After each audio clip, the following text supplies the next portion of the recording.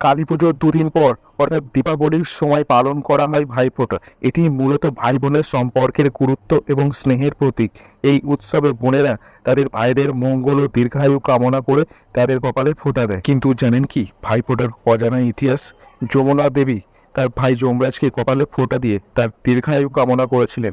এই দিন থেকেই এই প্রথা শুরু হয় বলে মনে করা হয়। আবার কেউ কেউ বলে একবার শ্রীকৃষ্ণ নরকাসুরকে বধ করার পর তার বোন সুভদ্রা তাকে কপালে ফোঁটা দিয়ে তার সুস্থতা কামনা করেন। ভাইফোঁটা বিভিন্ন জায়গায় বিভিন্ন নামে পরিচিত। আমাদের পশ্চিমবঙ্গে ভাইফোঁটা নামে পরিচিত, উত্তর ভারতীয় রাজ্যে যেমন উত্তরপ্রদেশ ও বিহারে ভাইদুজ নামে পরিচিত, আসামে ভাই বিহু নামে পরিচিত, নেপালে ও কিছু হিমাচল অঞ্চলে ভাই টিকা নামে পরিচিত, মহারাষ্ট্র ও গুজরাটে জম তৃতীয়া নামে পরিচিত এবং ভাতৃ তৃতীয়া নামেও অনেক জায়গায় পরিচিত।